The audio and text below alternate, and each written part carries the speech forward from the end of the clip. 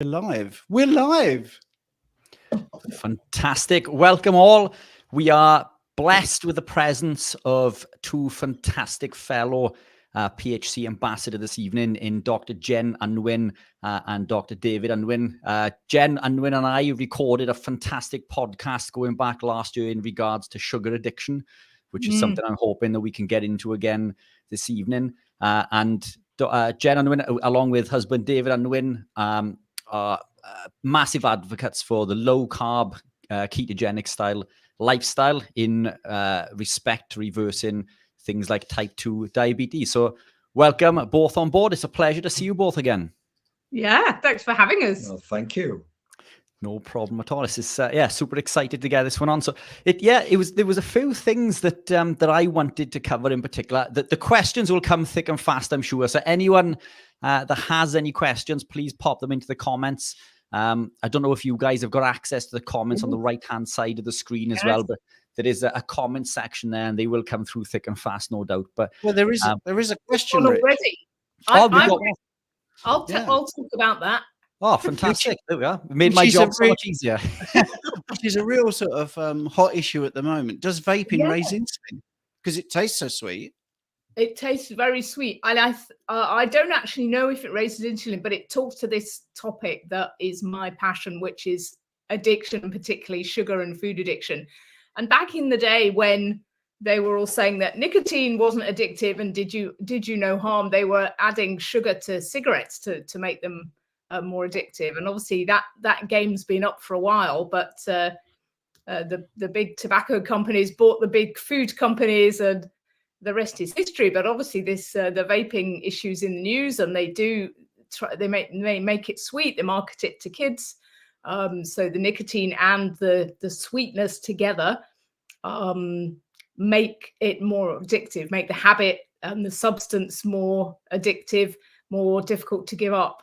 I doubt it. I doubt it raises insulin. I think it's probably just a sweet taste in the mouth. But anything that gets you hooked to that sweet taste is it's hooking you to the nicotine, but it's also going to be hooking you to other sweet flavors, which is probably going to get you in a cycle of craving. And just don't do it, kids. How can it be helpful to have yet another addictive substance on the go? We've got enough of them.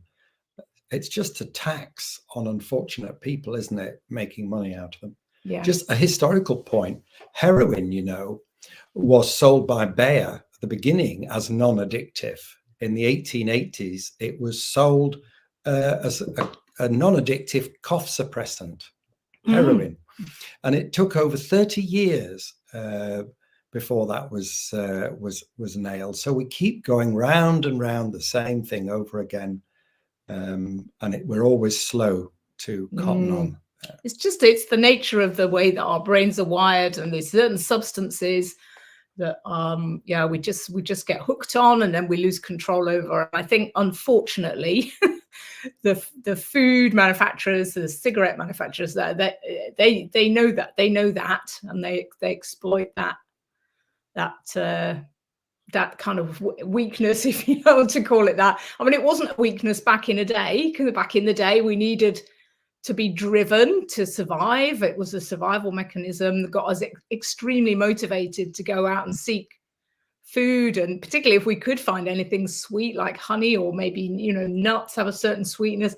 If we could be kind of driven even into danger to get those things, that was great. But these days, of course, there isn't any danger, but we're just still highly driven to seek out that sweetness, that sort of highly calorific sorts of foods.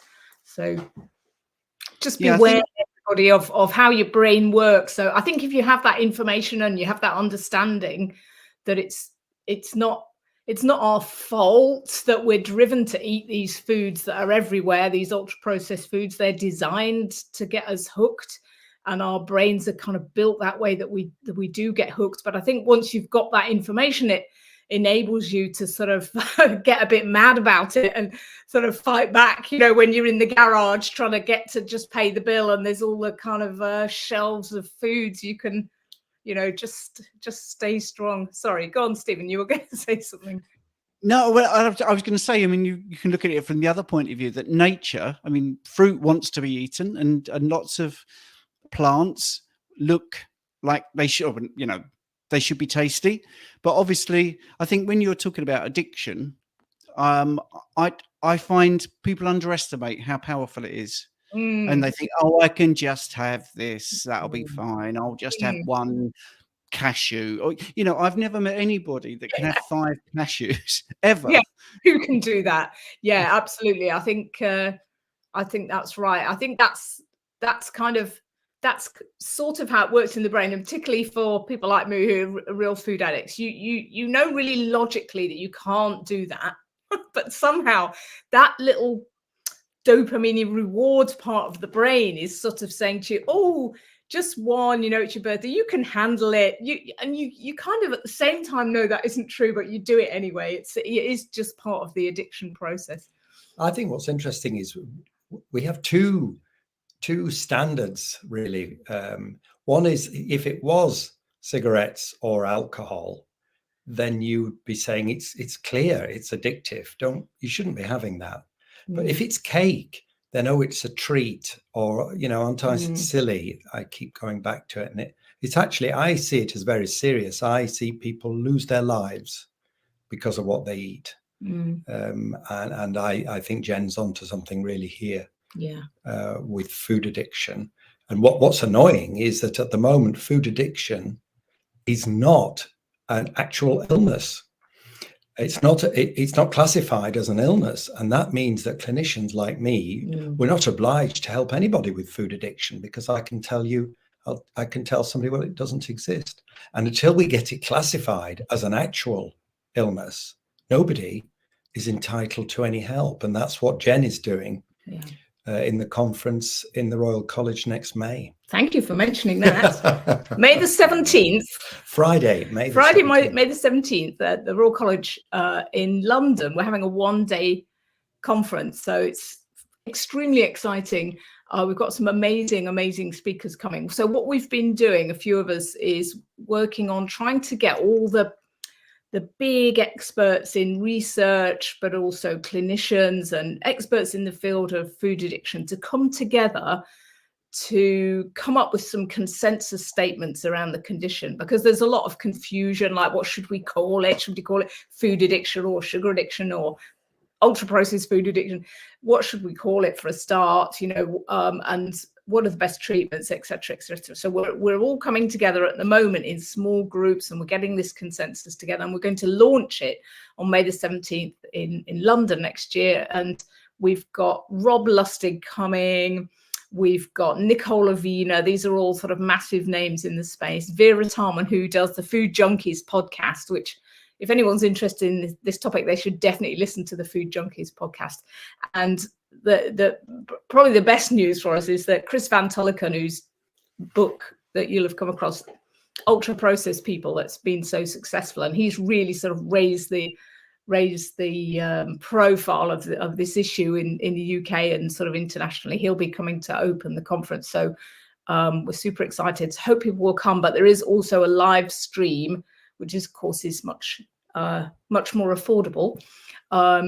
And we're also raising money. It's a little plug for the conference, but we're also raising money to fly in these amazing international speakers, so that we can sort of have them in London. So we've got a Just Giving page as well. So if it's okay, I'll send you guys the links, and we can perhaps put those under the video when it goes out. So if anybody wants to either come to the conference or to donate to the cause of getting food addiction recognised by the World Health Organization as a legitimate condition that, as David says, does actually, take lives and health, and is becoming more and more of a problem.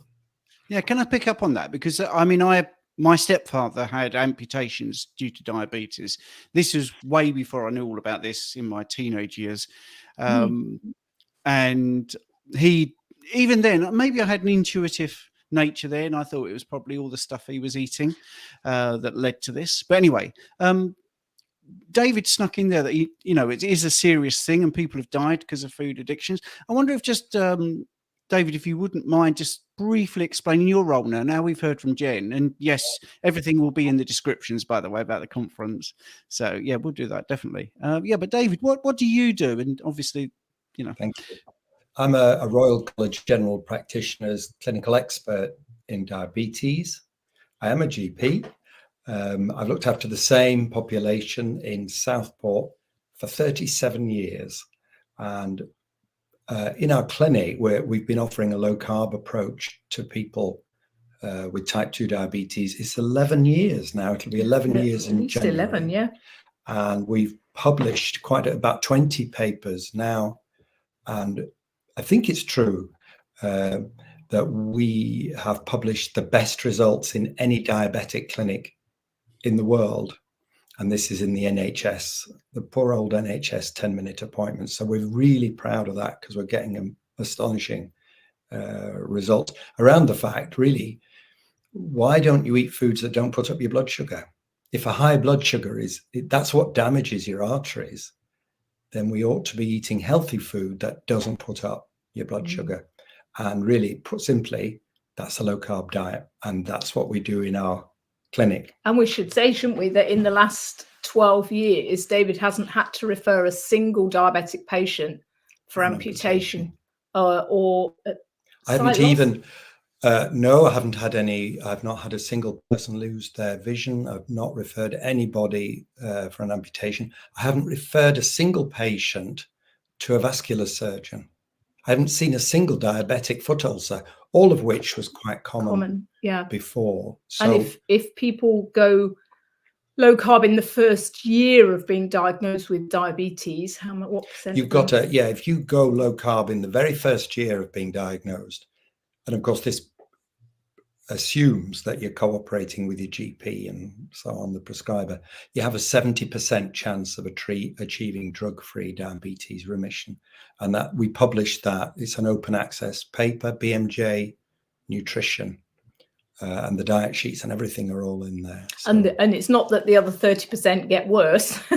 they improve. They just don't necessarily get into that remission sort of category, but their health is vastly improved.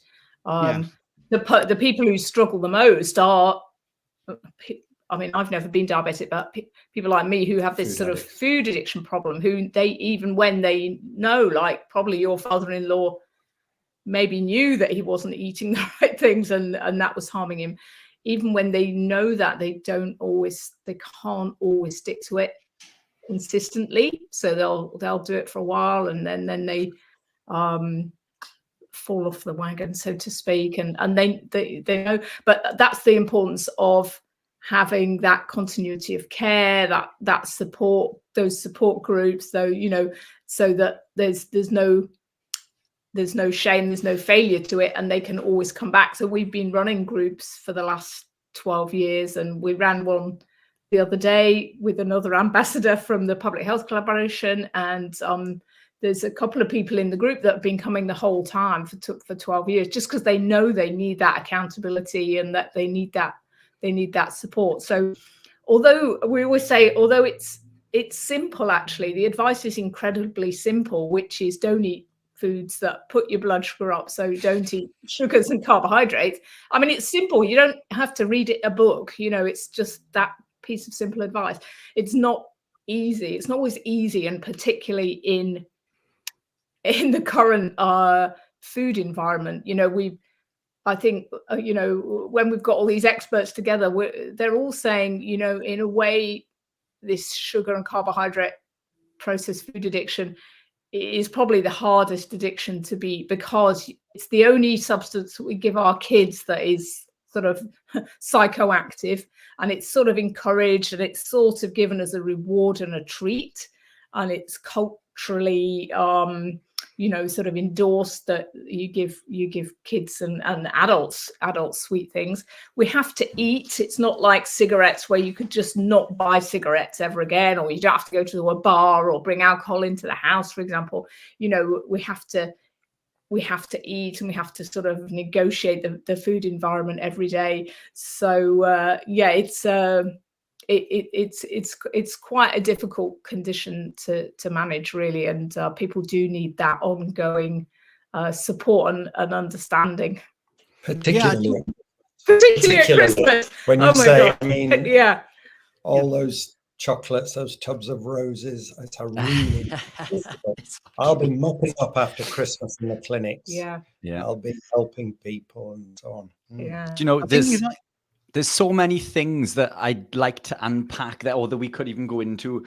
I know we've got loads of questions, so I won't take up too much. I know Steve tends to tell me off for going off on one a little bit, but you know, you came back to a few simplicities there in regards to it coming back to being sugar addiction. And Stephen and I recorded a super simple video recently on diabetes and how to combat that. And coming back to those other 30%, I dare say that maybe they are possibly not living the lifestyle as strict as they could be in regards to foods that contain lectins that, you know, would still generally be deemed to be low carb, because the lectins will bind to the insulin receptor and still signal the body to increase insulin at 5 times the rate that insulin would be from carbohydrate. But I work with a lot of diabetic patients through Diabetes UK and off, and everyone who has stuck the advice has seen a complete reversal, which is absolutely incredible. No drug on the market can boast, you know, a reduction rate or recovery rate of that much. But I think you hit the nail on the head exactly when you said that it's not your fault, because the podcast that we recorded was, and we called it food addiction. And we probably should have gone with sugar addiction, because I got told off for that, because food is a necessity, but sugar isn't. You know, we do need to live. But you're right, it blocks, you know, the neurotransmitter signals within the body that process things like dopamine and serotonin, and we are hardwired to chase these. And the simple fact is, a sweet fix or a carbohydrate fix will elicit this response and hinder our body's ability to create it naturally. So we further consume these foods, which lead us into this vicious circle of reaching for these sweet treats. And people don't understand that it isn't your fault. But when you do understand, you're armed with the knowledge in order to make those. Exactly. Yeah. Yeah. And you Sorry, can, David. Well, the other thing I just add in is the idea that insulin blocks fat burning. So it's a double whammy. There's all that going on in your head. On top of that, the odd biscuit through the day is blocking your ability to burn your own fat. 100%. You are hungry. So You're genuinely, hungry. people, I was genuinely hungry when I was eating biscuits all day long as a GP.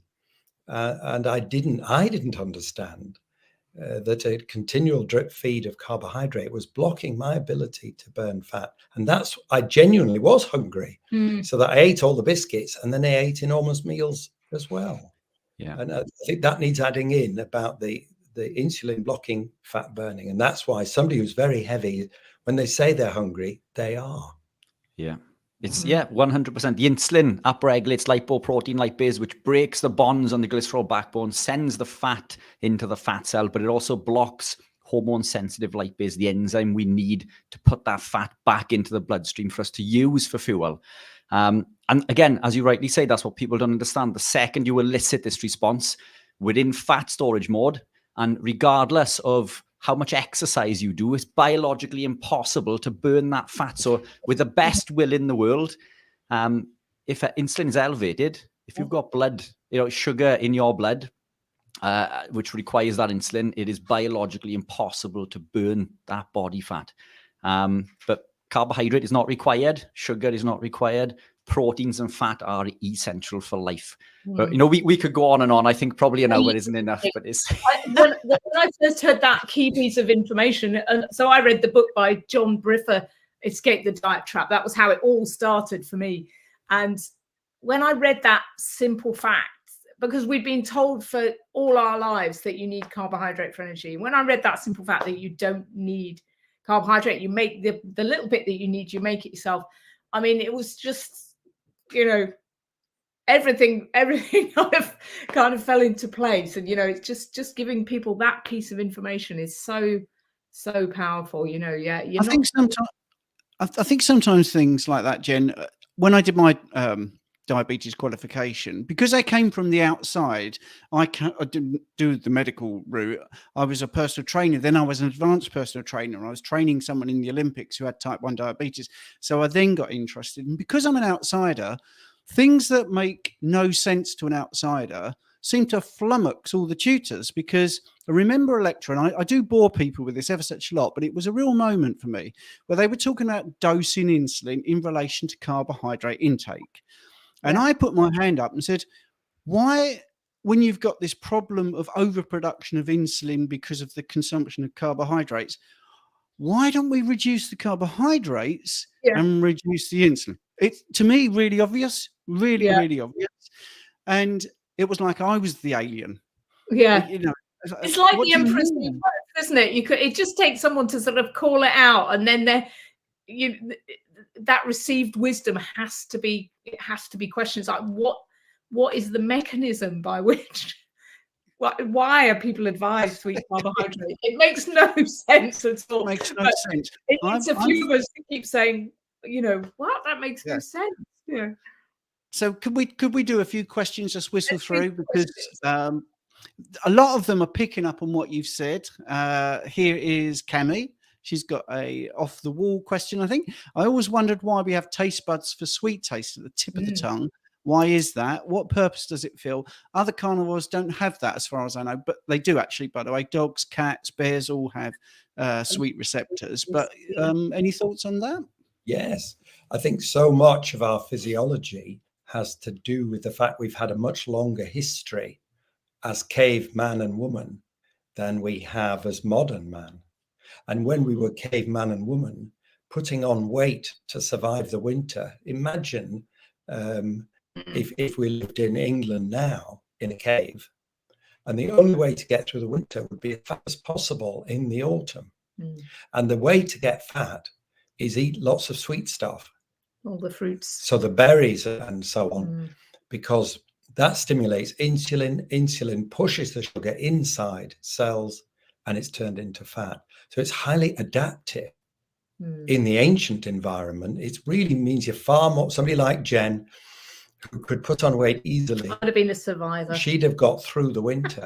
No worries. As I've said, so that we're really sensitive to the sweet taste and we pursue it. Yeah. And children will stand there and pick blackberries all day, but they're eating most of them.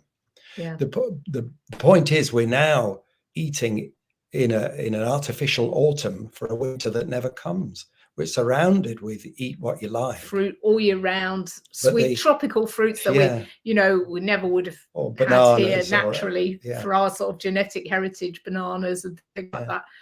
Peaches. But for cavemen, winter went on from November and there was absolutely nothing sweet or really any carbohydrate to have again until probably April. So that's why we can taste sweet. It was an imperative.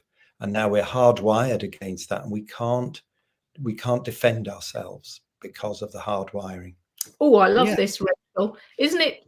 It isn't just ultra. Yeah, I'm really glad, because I wanted to come back to that. So, Richard, you were saying, read it out, Jen? Can I just read it out? Rachel, thanks for the question. It isn't just ultra processed foods are so complex that the breadth of food causes issues. Yeah.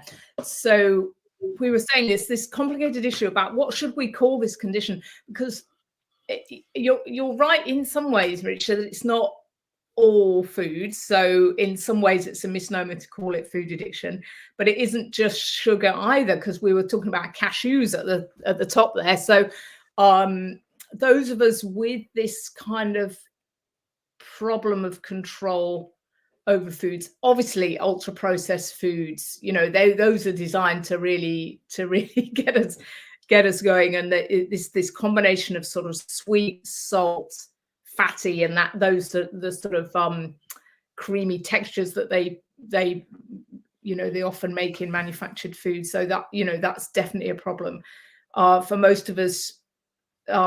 sugars and grains, particularly refined grains and very carbohydratey foods, especially combined with fat. So, obviously bread is so much more, irresistible if it's got fat on. So it is more than, the problem is more than just sugar and carbohydrate. For some people, I think this is it varies. It's a little bit unique. So some people have a problem with nuts, particularly if they're roasted and salted, and then some people have a problem with dairy. And we have lots of people come on our courses who've actually done quite well. They're low carb, they've gone keto, and they've really got a problem with cream. Like, they're really finding it hard to quit the cream and the butter, even though they know, that they're overeating those things. So it can sort of transfer to the problem. The eating problem can transfer to those kinds of foods. So so Rachel's completely right. It isn't just sugar. It isn't all foods. It isn't just ultra processed food. So it is quite difficult. Yeah. And where do you think seed oils fit into the inflammatory issues? That's Rachel again. Oh, that's a complicated one. As part of this, of course, you've got the omega-6, omega-3 story. And so omega-6 fats are pro-inflammatory, and the omega-3s are part of defense against inflammation.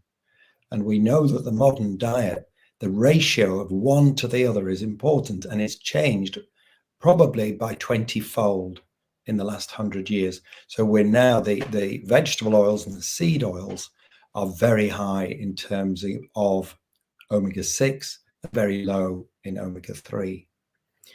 And it isn't just that, it's also that ratio. Depending on what you feed animals, it affects the ratio of the meat that you eat later. And we know that the ratio in, for instance, if you took venison or conservation grade meat, and then you compared it to lot-fed beef, I think the conservation grade meat is 3 times better. So that's part of it, is the omega-6, omega-3. I don't know if you guys know much about this, but there is some stuff, isn't there, about seed oils and the cannabinoid process. Do you know anything about this, Rich? It's a bit beyond my pay grade. But I believe that those seed oils can sort of mimic certain. Is that right? Yes, Rich, come on. It's, I think there's an entire other podcast that we could go into in regards to that. But quickly coming back to the omega-6, I think that there's there is a lot of information pointing to the fact that it's the fact that omega-6 is generally oxidized, and it is important to note that some other oils, including omega-3s in the form of fish oil in supplement form, can also become oxidized. Most oils oxidize over time. And what I find, so if we look at beef, for example, beef's got a linoleic acid of around 2%, and I think it goes up to 3 or 4 with lamb, but then it's 20 with pork. And for this reason, many people don't consume pork because of the linoleic acid content. But there would be an argument there that if we eat it fresh, then in essence, it's not oxidized, and that would be okay. But then oil from cooking, from a cooking perspective, is oxidized. So I think it's important to remember that omega-3s and other oils may also confer a downstream deleterious effect, and I'm always careful in regards to oil supplementation, because what some clients of mine have tried to do in the past is offset, because they don't want to cut out the foods that they're eating that contain these toxic compounds. Well, if it's a ratio, they think, well, I'll eat more omega-3s, but instead of consuming it from natural sources, mackerel, sardines, salmon, they may supplement with omega-3s, but the omega-3s themselves can also be oxidized. You make such a good point, and that explains in the research why supplements never do as well as you would get from the sourcing the oils in a whole food. So I think you're onto something there. Some of them have gone rancid. So Andy 828. Sorry, Rich, I'm doing the business end. That's I okay. feel like No, you're right. Yeah, don't let me carry on talking because I'll take up the next 30 minutes. So you It's just fire that, away. people have kindly tuned in and have got questions, and we've got Definitely. these two experts here. Definitely. So Andy 828, do artificial sweeteners, i.e. Sweetex, Candle, stevia, etc., cause a spike in insulin? I think they probably do. Well, so my problem with sweeteners isn't, I mean, I think there is some evidence for that, isn't there? But my problem with sweeteners isn't so much that as just that it keeps you craving sweet things, and at the end, most of them, at the end of the day, most of them are chemicals, so we don't really know that, we don't really know the effect that they're going to have, and we may not know.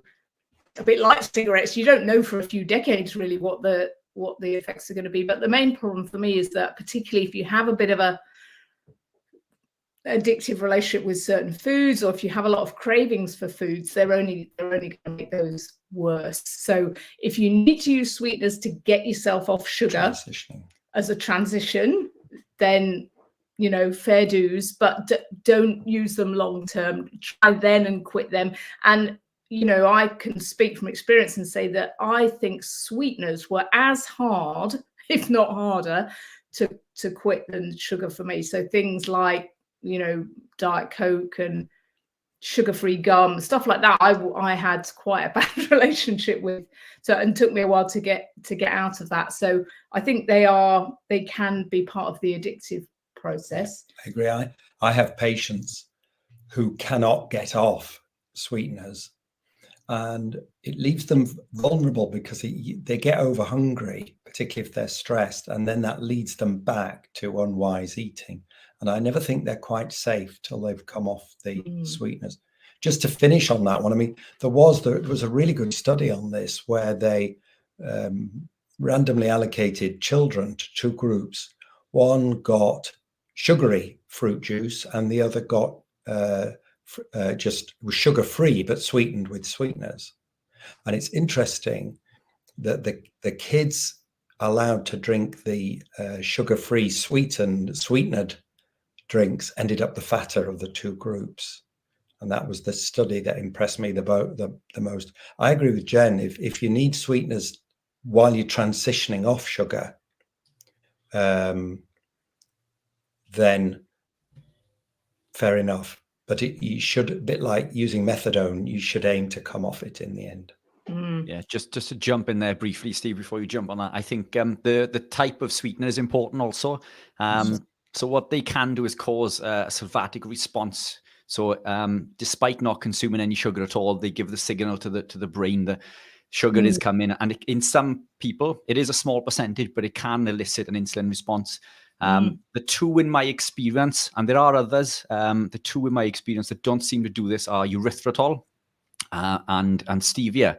Now, erythritol is a polyol that is genuinely carb-free, whereas other polyols like xylitol and maltitol can still be absorbed by as much as 60% as carbohydrate. So not all of the carbohydrate within those polyols are excreted from the body. But I think allulose is another one. But it's I agree exactly with what you're saying there. It's I think they're a segue, but we shouldn't rely too heavily on them. And when we remove these, this is when all of those cravings and things go away, and this is when people see. And I believe that this is why many become carnivore ultimately, because vegetables, for me, as I was on my journey, my transition from low carb to keto into carnivore, vegetables tasted awfully sweet. And prior to that, they'd never tasted sweet at all. Milk and things, you can taste the sweetness in nuts, and you really can. Yeah. And the milk, coming back to a point you made earlier, the casomorphine, the highly addictive compound in milk and cheese, and this is why sort of dairy products can be an issue. And even A2, which is arguably better, but even that can cause intestinal permeability. So, but again, it's this gravitation, isn't it, in regards to where you are on your journey, I think. Yeah, and how you respond. You just mentioned casomorphines. I want to talk about the fruitarians in a minute. So I don't want to ignore that question. It's a good one. But there was a wonderful study using cheese to treat diarrhea. And the reason it works is because it turns into morphine-like substances, particularly for some people. And I have known of clinical cases of the most terrible constipation imaginable, just caused by dairy, because of its ability to turn into morphine-like substances, which also make it potentially addictive as well. Let's get on to that fruitarian question. Yes. Although many people in the chat have already answered this, but I'd like to hear your opinion. I'd like that. Yeah. How come fruitarians are the skinniest people on the planet when they eat carbs all day long? There's an error when we talk about weight. We forget that how heavy you are and the weight that you have it isn't just fat, it's also muscle. And if you have a diet with very little protein in, you're going to really struggle to maintain muscle mass. And so if you only ate fruit, I would really worry that you wouldn't have enough protein to sustain muscle mass. And particularly for older people like me, I don't absorb protein as well. And it's really important for older people to make sure they have enough protein. So that's also, it would be terrible for your brain. Don't worry about being skinny. But you need bones. And you both need amino acids and fatty acids for the whole body. But as a psychologist, I'm always thinking, oh, your poor little brain wouldn't have any of the stuff it needs to, and our cells are turning over all the time, replacing. And if you're not eating the amino acids and the fatty acids, your body starts eating itself to help you to survive, really. So really those people are in a sort of starvation mode. It's horrible when you see them. It just upsets me. Right. White Wolf says the problem with sugar addiction. You have to let them. That's their job, Jen. I'm reading it. Most people don't realize that carbs are sugar. They think that's not your job. Yeah. Okay. Sorry. It's well read, Jen. That's fine. I'm happy to have a night off. I did this one because I know it's a subject also close to Rich's heart. The problem with calling it sugar addiction is most people don't realize that carbs are sugar. Yeah. They think sweets, puddings, cereals are all okay. They don't realize that they could be problematic. But yes, far away. So I didn't really realize that for the first 25 years as a GP, and I advised people to avoid biscuits and cakes. And then it was a patient who pointed out that I was an idiot and maybe I wasn't even medically qualified because bread is sugar. And this led to me developing the teaspoon of sugar equivalent charts, which are on the PHC. So the headline figure would be 150 grams of boiled rice is equivalent to 10 teaspoons of sugar.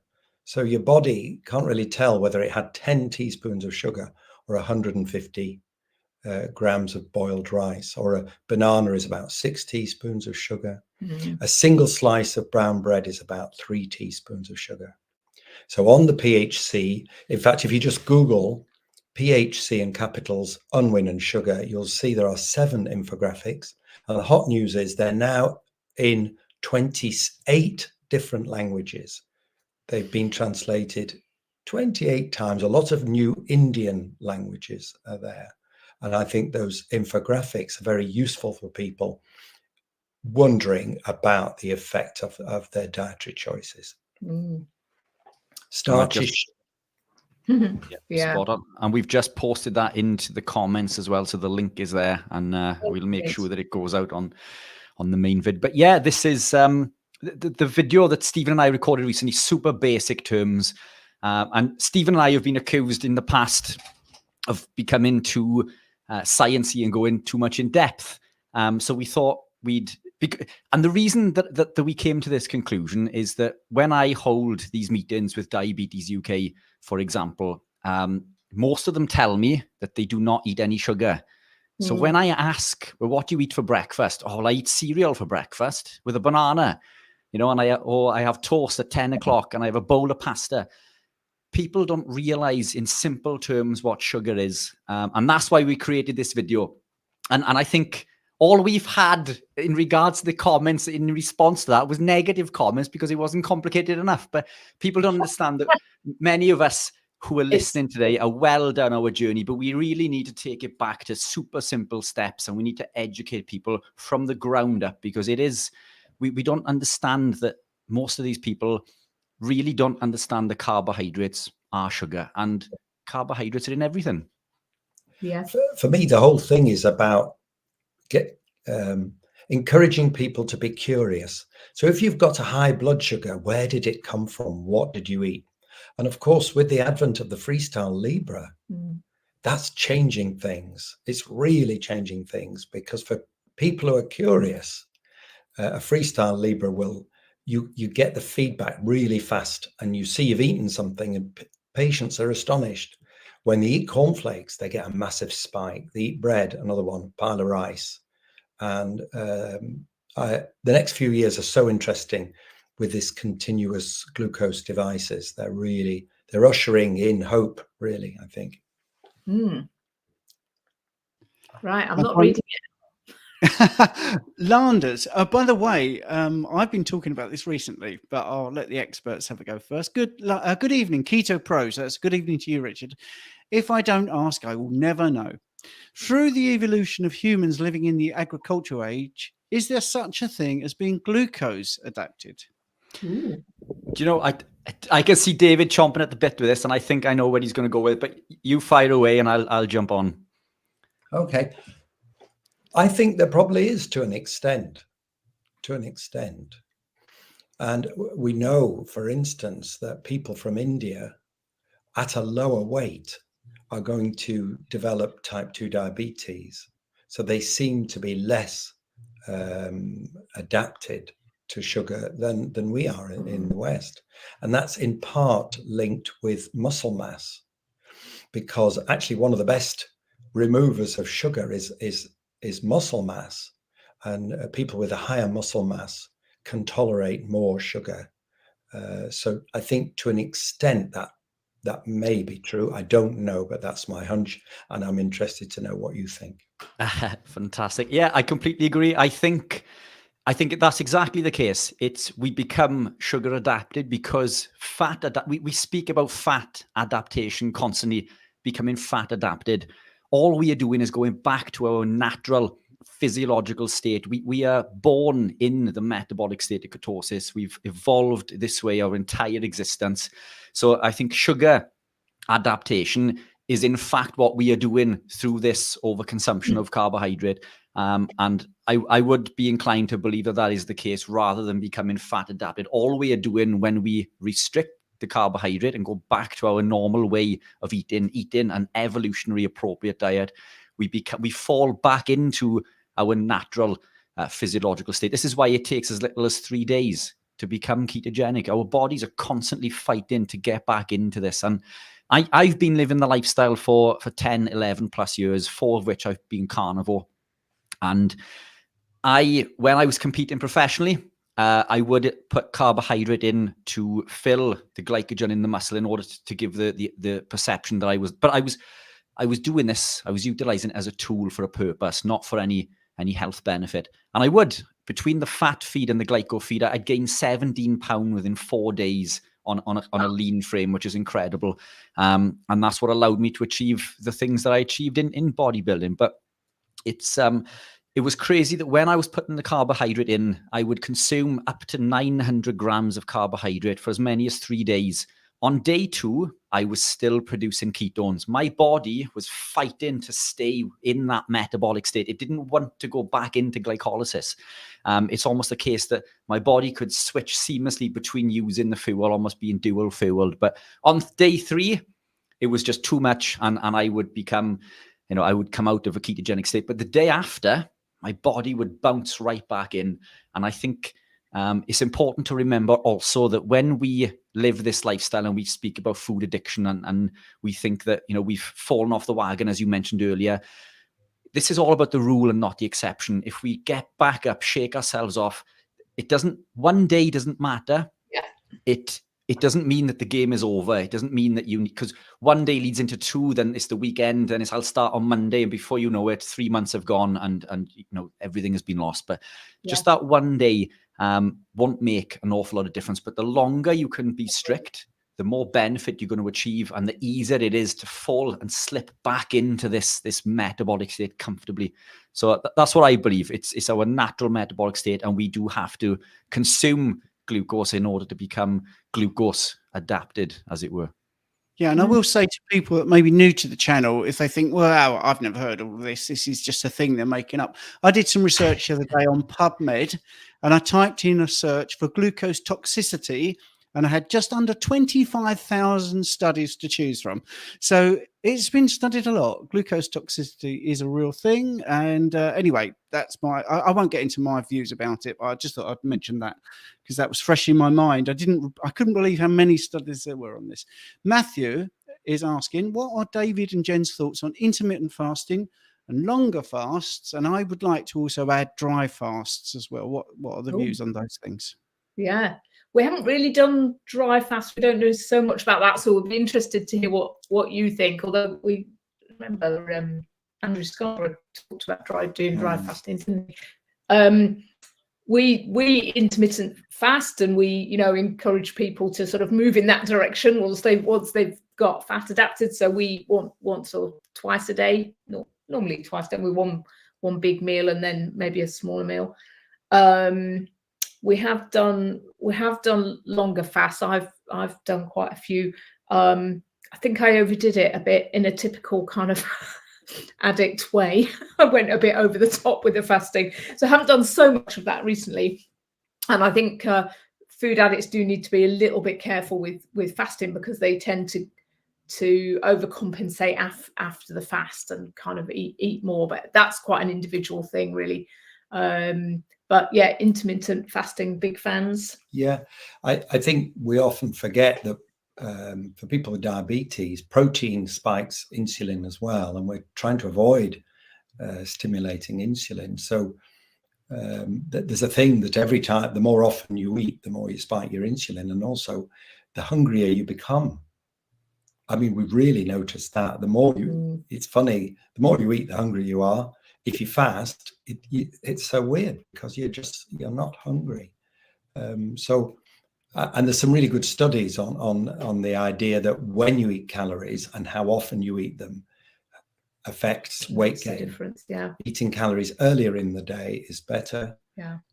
Eating calories less often is better. We tend to have a bigger. We're lucky because we can do it, but we have a bigger meal in the middle of the day, and we don't eat. We might eat at 5 or 6 p.m. We don't eat after that, because we sleep better. So these are the sort of, many of our patients come to this if people are not happy with their weight loss and they're wondering, I've done quite well with the diabetes, but I'd like to lose some more weight. I'm often talking about, could you eat earlier in the day? Let's cut out breakfast perhaps, or which would be the easiest meal to give up? And I've seen it help. Just on the dry fasting, that would make me nervous.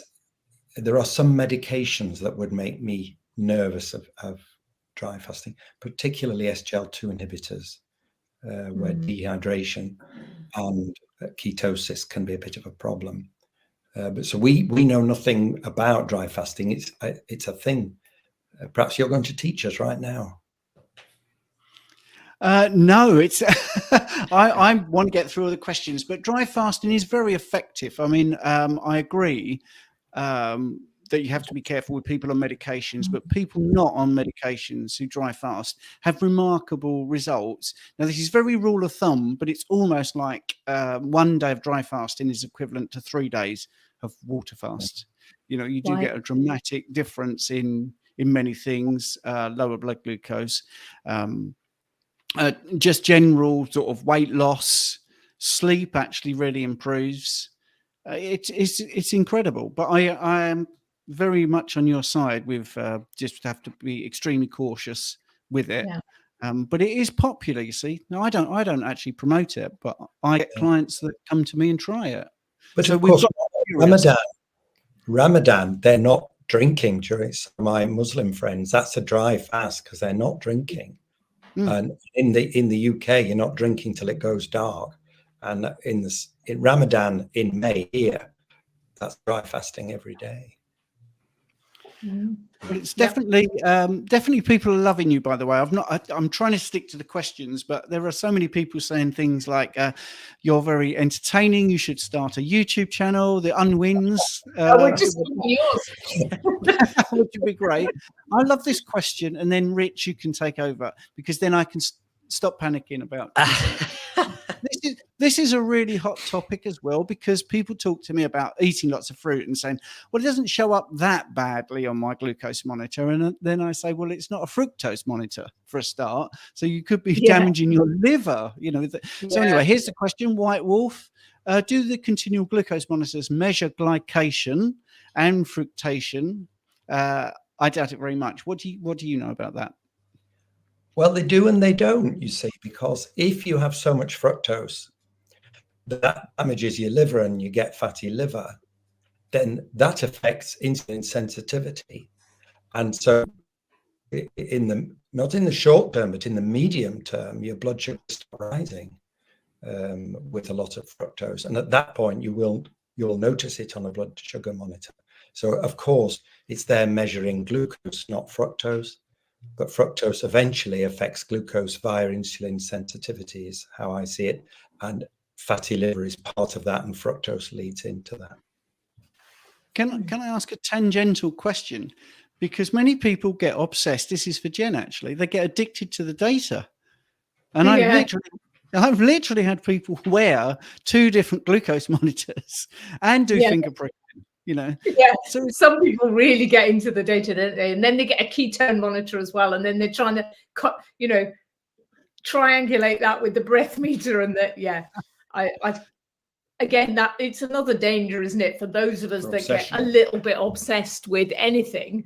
I think it's good to be aware that you can think about these things too much. That can be a personal sort of journey, can't it? I mean, I've definitely gone down some of those rabbit holes, and then like the fasting one, and then sort of come out again. And sometimes that's part of the journey, isn't it? You have to sort of go on that little expedition to see what you learn, and then you come back and you sort of reset a little bit. And I think so long as you've got that, kind of broad view, trying to think about it in terms of your broad health. I think it's so many of these things. It's about weighing up the pros and cons and being honest. Everything has pros and cons, and you do need to weigh those up. It's a bit like Twitter. How much time do I spend on Twitter? It's in that way, it's good. In that way, it isn't. And I think that trying to be honest, and if you're lucky, you're married to somebody who will tap you on the head from time to time. We all need to look at pros and cons. Yeah. Richard? Yeah, I mean, what would you like me to add in there, Steve?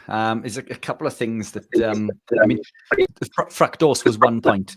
Fructose in a state of insulin resistance through the polyalcohol pathway further increases insulin resistance. It'll increase glucose. So fruit still can affect the body in a negative way. Touch base on the protein. I know that you mentioned the protein will elicit an insulin response. It is considerably lower than carbohydrate, and a protein is the one that I tend to push more than anything, because everything in nature that we consume is protein, and protein comes with fat. And I think if we eat as nature intended, an egg, for example, contains almost equal amounts of protein and fat. Chicken breast with the skin on, a piece of beef, all of these things nature provides us almost with this perfectly packaged present of almost equal volumes of protein and fat. We need that fat to assimilate the proteins and our fat-soluble vitamins. We need the fats for production of cholesterol, and cholesterol is imperative for cell formation, cell communication, nutrient absorption, nutrient transportation, the production of hormones. It's essential for healing. Every cell in the body is made of protein, and every cell in the body is made of fat. And I think a lot of people fear excess protein through the fear of gluconeogenesis, pulling one from a ketogenic state, if that was the goal. But this comes from a study based on carbohydrate, where they put people who were consuming lots of carbohydrate, increased the protein, and it altered the insulin to glucagon ratio by 2,000%, which would certainly be enough to pull one from a ketogenic state if that transpired while living a ketogenic lifestyle. But when we carried out the same study on a ketogenic lifestyle, it altered the insulin to glucagon ratio by 5%, which as a whole number remained unchanged.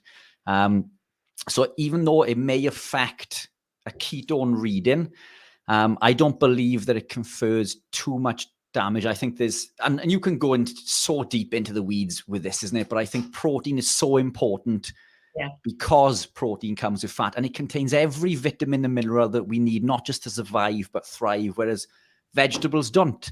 You touched base earlier on dopamine and serotonin, which is one of the compounds, the transmitters, the neurotransmitters, which we didn't speak about during, or we didn't go into depth in regards to our podcast.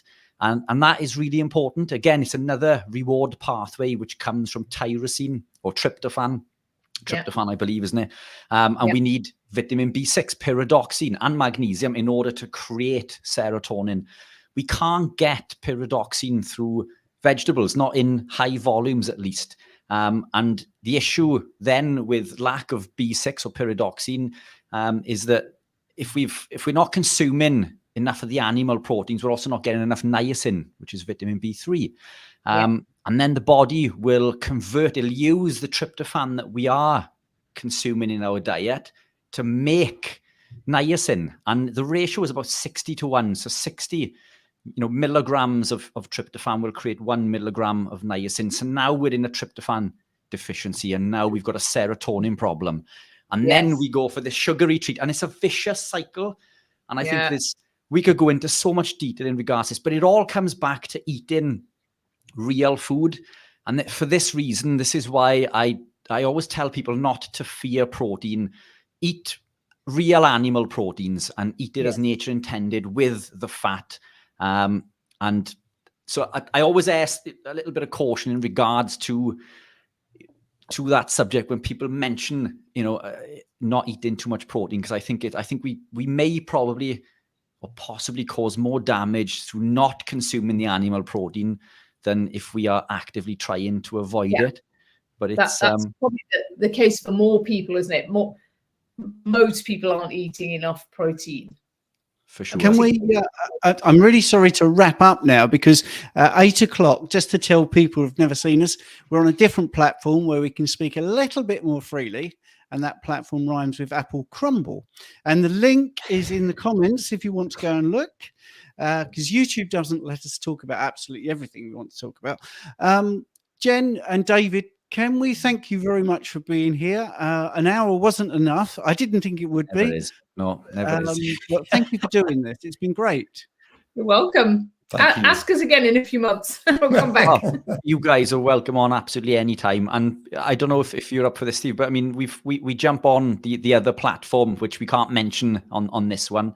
You're more than welcome to join in on that one if you wanted to. But I don't know if you guys want to stay on when we wrap up and we can have a brief chat for about 30 seconds to a minute before we have to jump on the next one. But thank you all for watching and listening as always. Thank you both for coming on. Absolute pleasure as always. And take care. And I will see you all soon. Good work.